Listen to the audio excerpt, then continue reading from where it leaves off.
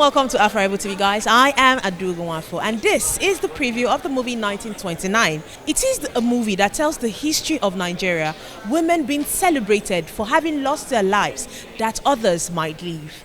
These women paid the ultimate sacrifice. This is a story that shouldn't just stop in the cinemas, but should be told in schools and history books. And as usual, nothing is being done, but they have done this for us and we're going to watch it. Do not forget to catch this movie across cinemas from next week, and of course celebrate those who gave their lives that we might be. I will be speaking to some of the cast and the crew. Stay tuned, I'll be right back. You can see the locations. Where was this shot? Yeah, it was shot at the beach. It is ITU, International Trade Center. That's another area that government, our government is very bad in terms of history and tourism development. The place we shot the film is actually called International Trade Center. That was where the Dubai of the 18th century, where slave trade was in the hub. You understand? And down there you have the Bridge of No Return. If you go down, you see the Bridge of No Return. You also see some other places that slaves were actually sold. Those days in the 18th and the 17th century, most of the greatest trade then was not oil. It was trading of slaves, human beings. Your forefathers, my forefathers, who are now blacks in America.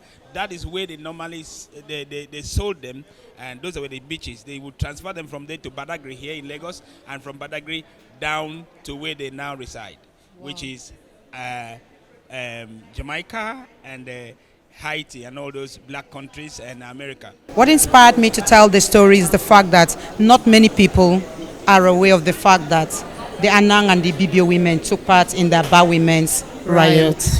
So I needed to tell the story for the whole world to know.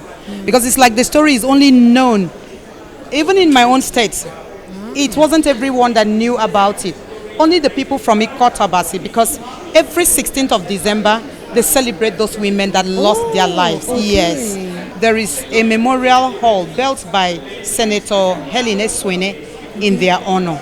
Okay. It's shown at the end of the movie. Yeah. So I needed the whole world to know that this was the sacrifice, the supreme price that was paid for us to have the change that we have today. Yeah. Advise people on why they should see this movie 1929.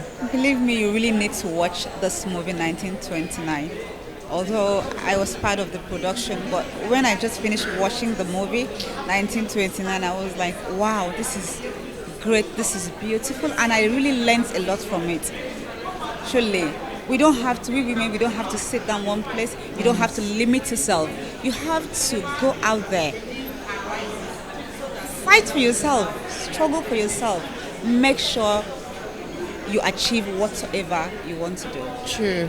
We watched Shola Shobowale and Ireti Doyle on the set, and I have to ask, why was she a Yoruba woman? She wasn't a native, but she was given such an exalted role in the movie. She was the leader of the Market Women Association. Why? Was that keeping to history? Yes, that's keeping to history. If you had watched the movie to the end to see where they, like I said earlier, there's a memorial hall built for them. Yes. And in that hall, there are things that are there in that hall. One of the things, there is the list of all the women, those they could identify that lost their lives in that war. And if you look at number two name is a Yoruba person's name. And that Yoruba person was like second in command to the leader of that war, who was Ma Adiara Edem, the role played by Ireti Doyle. So Shola Shobowale was like the Yoruba woman who lived in Ikorobasi and did business, lived in Ikorobasi for a very long time and participated in that war. So yes, there was really a Yoruba woman in the real Ikorobasi women's war.